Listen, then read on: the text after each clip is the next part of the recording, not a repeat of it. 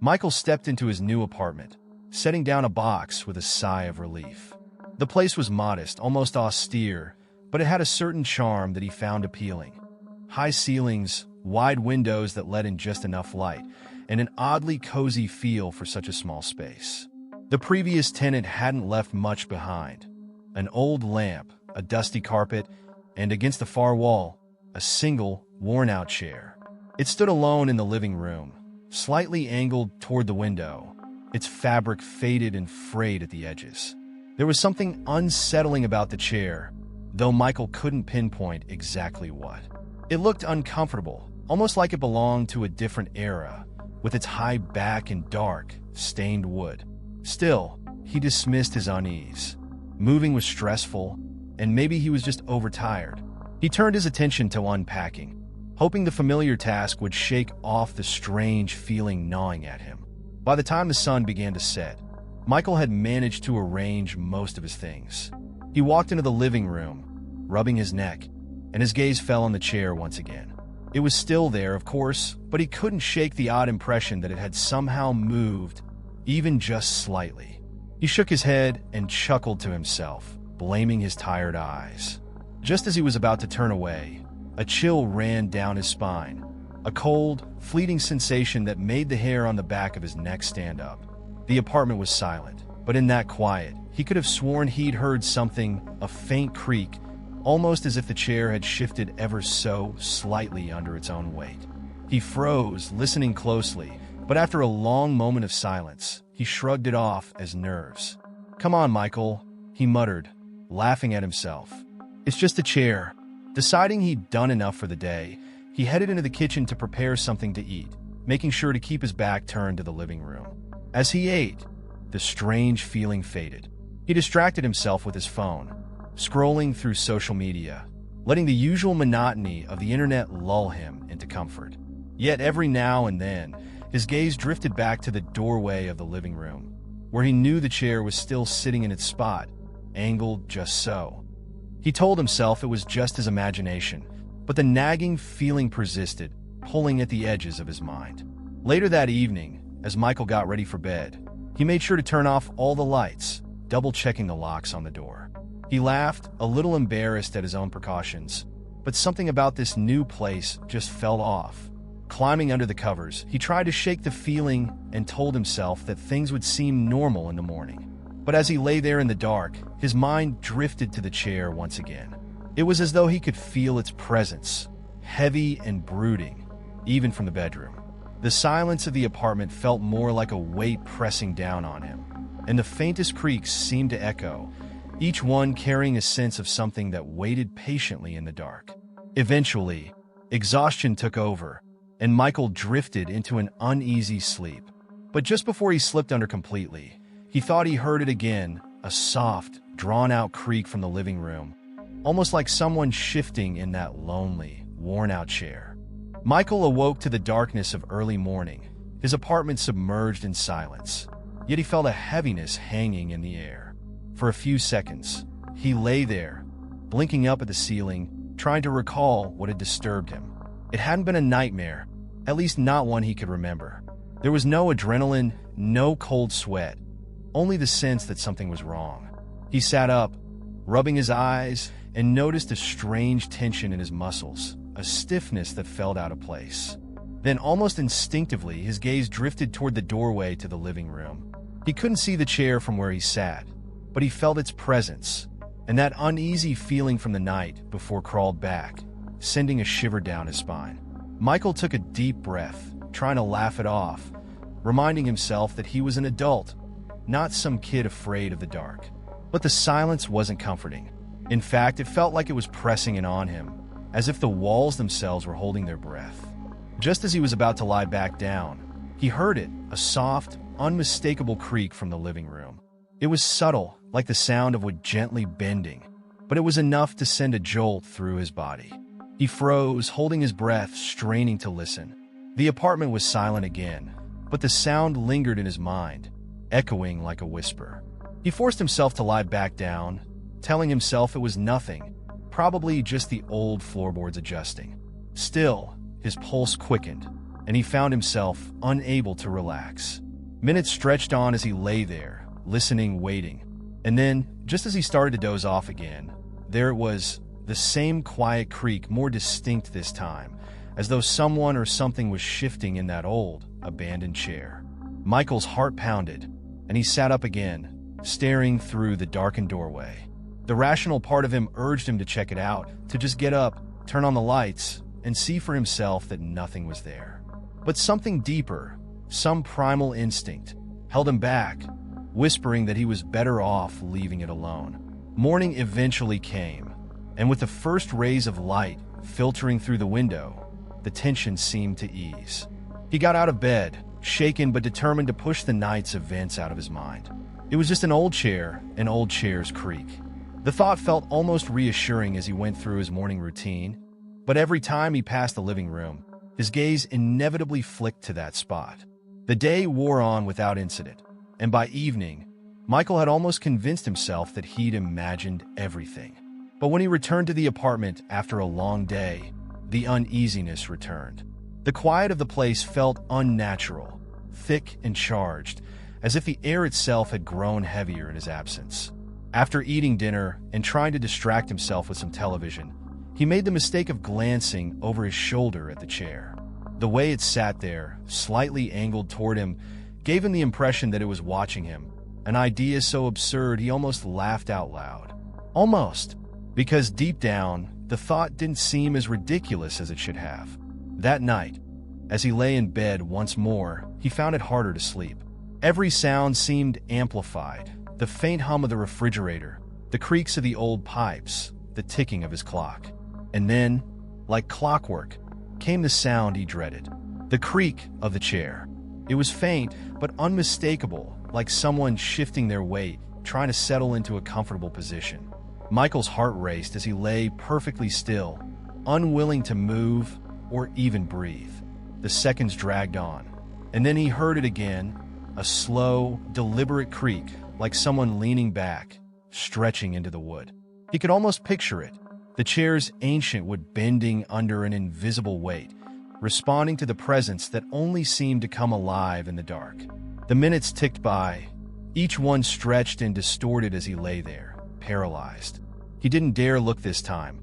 He couldn't bear to see what his mind was conjuring in the shadows. All he knew was that he wasn't alone. Days passed, but Michael's unease only deepened. During the daylight hours, he could almost convince himself that everything was normal, that he was simply being paranoid. But when evening fell and shadows settled over the apartment, the atmosphere seemed to shift, thickening with a strange tension that pressed in on him from all sides. The chair had become a constant, unwelcome presence.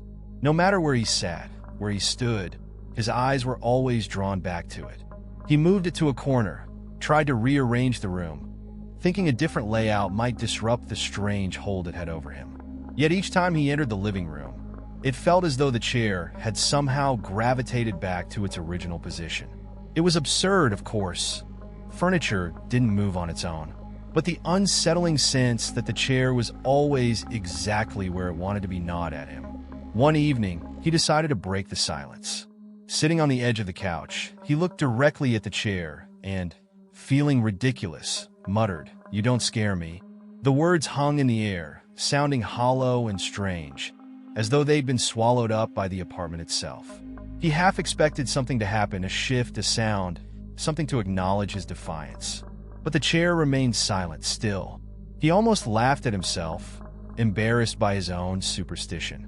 Yet, when he turned away, he felt a cold shiver run down his spine, as though he'd challenged something he didn't quite understand. That night, sleep was a distant prospect. He lay in bed, listening to the faint creaks and groans of the old building settling. Every sound, no matter how small, jolted his nerves, feeding his growing paranoia. He lay still, his eyes wide open, staring at the faint line of light under the door, listening. Just as he felt himself beginning to drift off, he heard it, a whisper-soft creak, followed by a slow, deliberate scraping sound. His breath caught, and he sat up, staring at the closed door.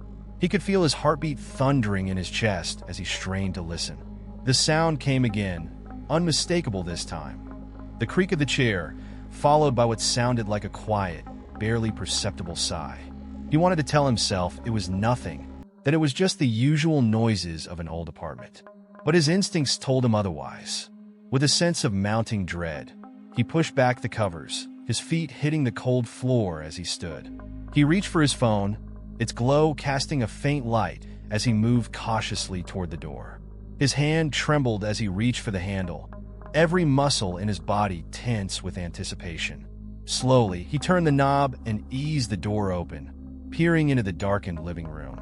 The chair was there, just as it had been, angled slightly toward the doorway.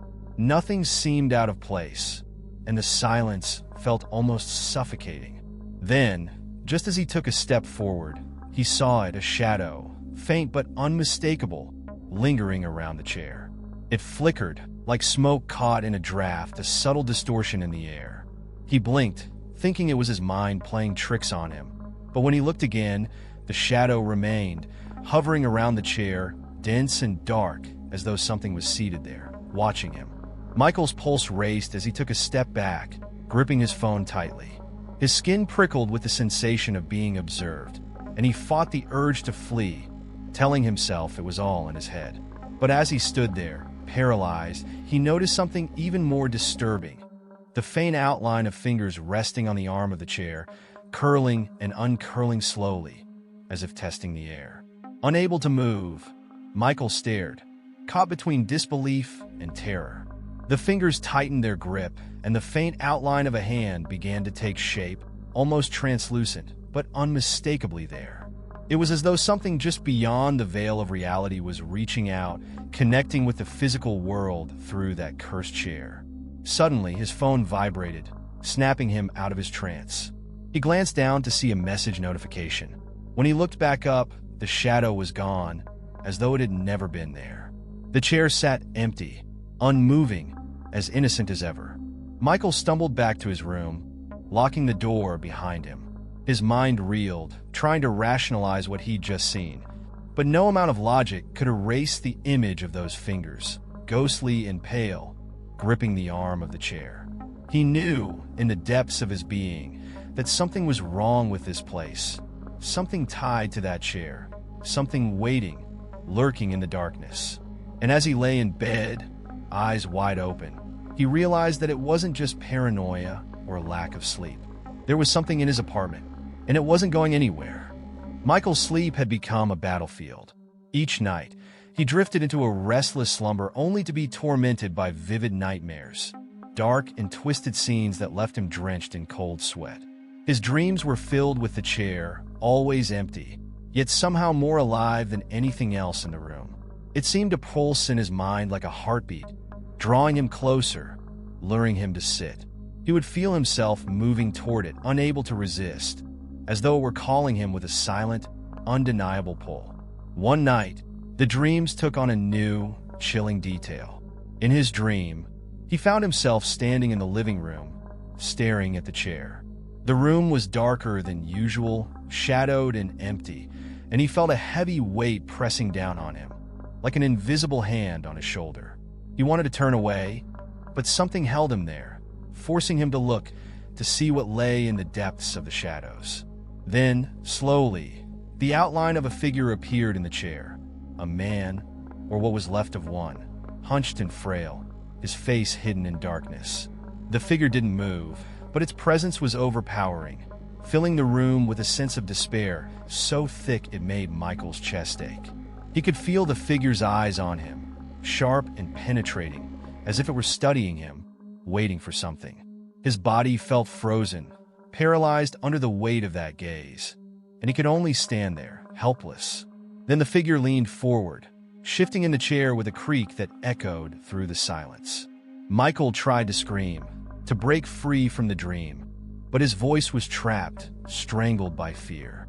The figure's face came into view, gaunt and hollow, with eyes that seemed to glow faintly in the darkness. They were empty yet piercing, like twin voids that saw straight through him, peeling away every layer of his being. The figure opened its mouth, and though no sound emerged, Michael heard a voice inside his mind, a voice that was not his own. "Sit with me," It whispered, soft and cold, curling around his thoughts like a dark fog. Just for a moment. I've been waiting. Michael woke with a start, gasping for air, his heart hammering in his chest. He was drenched in sweat, the room spinning around him as he struggled to shake off the lingering remnants of the dream. But even awake, he felt the presence, a subtle, oppressive weight that seemed to cling to him, like a shadow that refused to fade. He tried to ignore it, forcing himself to breathe, to remind himself that it was just a dream. But deep down, he knew it was more than that. The figure felt real, as if he'd seen a glimpse of something that existed beyond his understanding, something that had been waiting for him in that chair. Days passed, each one blending into the next, and Michael found himself growing more withdrawn, exhausted, barely able to function. He'd stopped inviting friends over, stopped answering calls, isolating himself in his own world of fear and paranoia. The chair had become an obsession, a dark, silent force that filled his thoughts even when he wasn't looking at it. One evening, after yet another sleepless night, he decided he couldn't take it anymore. He grabbed his phone and started researching the apartment's history, hoping to find something that would explain the nightmares, the feelings of dread that now filled every corner of his life. It didn't take long to find what he was looking for. The previous tenant, an older man named Edward Hensley, had lived alone, a recluse with no family or friends. Neighbors said he was strange, often muttering to himself, spending hours sitting alone in the chair by the window. He'd rarely been seen outside his apartment, as if he'd confined himself to that one spot, slowly fading away. The details of his death were vague, but one line in a news article sent a chill through Michael. Edward Hensley was found deceased in his apartment, seated in his usual chair by the window, his face fixed in a hollow, empty stare. Michael's stomach twisted. The description matched the figure from his dream. The hollow eyes, the frail body, the feeling of despair that seemed to linger long after he'd woken up. It was as if Edward had left a part of himself behind, a shadow that clung to the chair, waiting for someone else to take his place. Michael closed his laptop, staring at the chair with a mixture of dread and fascination. It looked ordinary in the dim light of the room, still and silent. Yet he knew now that it wasn't just a piece of furniture. It was a vessel, a remnant of Edward's lonely existence, a trap that had somehow ensnared him, reaching out to him through the walls of sleep. That night, when he lay down, he braced himself for the nightmares, the visions that had haunted him for weeks. But something had changed. This time, he didn't just feel like an observer. He felt like he was being drawn in, as if the line between dreams and reality was blurring, pulling him closer to the truth that lay within the shadows of that cursed chair. As he drifted off, he felt the presence again, stronger than ever, filling the room with an overwhelming sense of anticipation. And just before sleep claimed him, he heard the faintest whisper, cold and hollow, slipping through the silence like a breath. "You're almost ready." The morning light did little to ease Michael's fear. He felt the weight of the previous night pressing down on him, a suffocating tension that clung to him like damp fog. He knew he couldn't go on like this, trapped in his own home by a chair that seemed to hold some dark, twisted force. But he was terrified that if he ignored it, the nightmares would only grow stronger, the figure in his dreams pulling him deeper into its silent, hungry grasp. Determined to find answers, he left his apartment, searching for anyone who might have known Edward Hensley. He began with the building's older residents, people who might remember the recluse who'd once occupied his apartment. Most shrugged him off, dismissing Edward as a strange, lonely man who'd kept to himself, but one older woman, Mrs. Howell, was willing to talk. She remembered Edward well, remembered how he had spent countless hours in the chair, looking out the window as if waiting for something that never came. "Strange man, that Edward," Mrs. Howell muttered, glancing around as if the walls had ears. Always muttering to himself, "You know?" Said the chair was his only friend, whatever that means. Sometimes I'd hear him talking to it, as if it were alive. Gave me the chills. Michael's skin prickled. The thought of Edward speaking to the chair, treating it as if it were something sentient, sent a shiver down his spine. But before he could ask more, Mrs. Howell leaned closer, her voice dropping to a whisper. Near the end, he stopped going outside altogether. Just sat there day and night. And when he died, they say he had this look on his face like he'd seen something horrible. "What do you mean?" Michael asked, his voice barely above a whisper. Mrs. Howell shook her head. It was as if he'd been staring into the abyss itself, like he'd finally seen whatever it was he'd been looking for all those years. Michael left her apartment with a sense of foreboding, her words echoing in his mind. He couldn't shake the image of Edward sitting alone in that chair, his face twisted in terror as he stared into something unseen, something that had taken hold of his soul. When he returned to his apartment, he stood in the doorway, staring at the chair. It looked different now, almost like it was waiting for him. He couldn't deny the pull it had on him, a strange, magnetic force that seemed to draw him closer, whispering to him, inviting him to sit. He approached it slowly, his heart pounding in his chest. Every instinct told him to stop, to turn back and leave the apartment, but he couldn't resist. He reached out, his fingers brushing against the worn, rough fabric. It felt oddly warm, almost as if it were alive, pulsing with an energy that seeped into his skin. Suddenly, his vision blurred, and he was overcome by a wave of dizziness. He stumbled back, clutching his head as images flooded his mind. Flashes of Edward sitting in the chair, muttering to himself, his eyes wide with terror. Michael could hear his voice, faint and desperate, pleading with something unseen, begging it to leave him alone. And then he saw it clear as day, a dark, shadowy figure, its form shifting and twisting, seated in the chair beside Edward. It was the same figure from his dreams, the hollow-eyed man who had reached out to him in the night.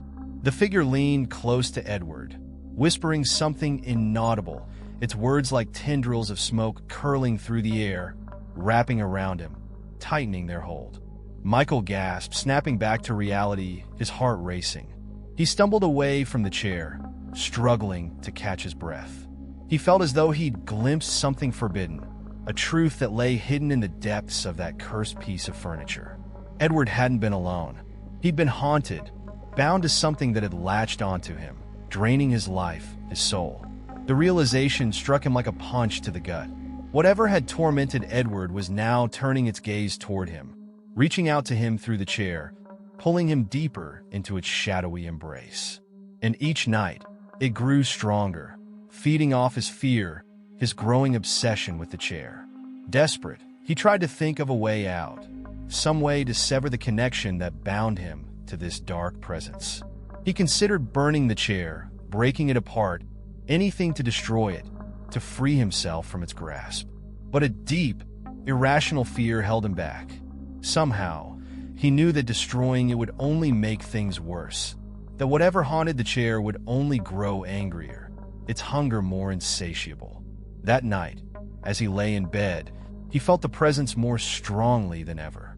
It was no longer confined to the chair. It had seeped into the walls, the very air of his apartment. He could feel it watching him, waiting, as if it knew he had seen the truth and was daring him to confront it. The darkness pressed in around him, thick and suffocating, and he realized with a sickening dread that there was no escape. The chair had claimed him, just as it had claimed Edward, and now there was only one way out. He would have to sit in it. Michael's decision weighed on him, a dark inevitability that he could no longer avoid. The apartment seemed to close in around him, thick with an invisible presence that watched and waited. He had resisted for as long as he could, fighting the pull of the chair, the sinister attraction that gnawed at him. But the longer he resisted, the stronger it became. It was as if the chair had a voice of its own, silent yet insistent, whispering to him in the quiet, calling him back to it. The day passed in a haze. Michael moved through his apartment like a man in a dream, his mind clouded, his every thought drawn back to that single piece of furniture. He couldn't escape it. Even when he tried to busy himself with other things, his gaze would wander, drawn back to the living room where the chair sat waiting, as if it knew he would come to it eventually. As night fell, he found himself standing in the doorway to the living room, staring at the chair. It looked different now, darker somehow, as though the shadows had pooled around it, thickening into an inky blackness that seeped into the room. He took a shaky breath, feeling his heart pound in his chest, each beat echoing in the silence. He knew, without a doubt, that tonight was the night. He couldn't ignore it any longer. Slowly, he stepped forward, each step feeling heavier than the last. The air was thick and oppressive, pressing down on him, filling his lungs with a cold, stale dread. He could feel the presence now, stronger than ever, coiling around him like a dark fog, waiting for him to sit, to take his place. He reached the chair and paused, his hand hovering just above the worn fabric. A chill seeped into his fingers, numbing them, and he felt a wave of nausea rise in his stomach. But the chair's pull was relentless, drawing him closer, tugging at something deep within him. He couldn't fight it any longer. With a resigned breath, he lowered himself into the chair, his body sinking into the worn cushions, and the cold seemed to seep into his very bones. He sat there, frozen, every muscle tense, waiting. For a moment, nothing happened. The room was silent, thick with anticipation, and he almost allowed himself to believe that it had all been in his head, a product of his own imagination. But then he felt it, a weight settling over him, heavy and suffocating, pressing him down into the chair. His chest tightened, his breaths coming in shallow gasps as he felt something wrap around him, unseen but unmistakably real. The air grew colder, and he could sense a presence, close and intimate, leaning in, whispering to him in a voice that was barely more than a breath. "You're here," it murmured, soft and hollow. "I've been waiting." Michael's heart pounded, but he couldn't move, couldn't look away. He felt his body sinking deeper into the chair, as though it were swallowing him, pulling him down into its depths. The walls of the room began to blur, the edges darkening, fading into shadow, and he felt himself slipping, his consciousness dissolving, blending with the darkness that surrounded him. Images flashed before his eyes. Edward, sitting alone in the chair, his face twisted in terror, his hollow eyes staring into something unseen. He saw himself, too, trapped in the same position, bound to the chair, his own eyes wide with fear, mirroring Edward's haunted expression. It was as though he were looking into a mirror, seeing himself as he would be, the final victim of the chair's dark influence.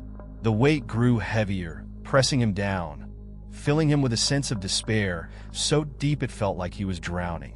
He could feel the presence now, closer than ever, wrapping around him, binding him to the chair, and he knew, with a sickening certainty, that he would never escape. This was his fate, his final resting place, just as it had been for Edward.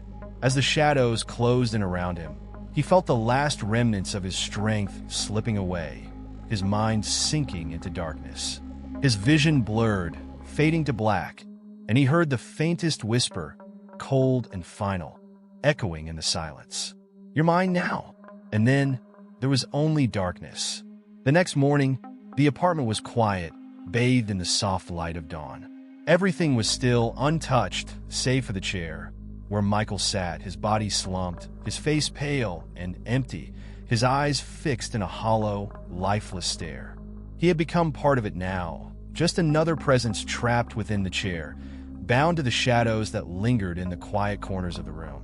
And somewhere, deep within the fabric of the chair, a faint whisper echoed, soft and patient, waiting for the next soul to take a seat.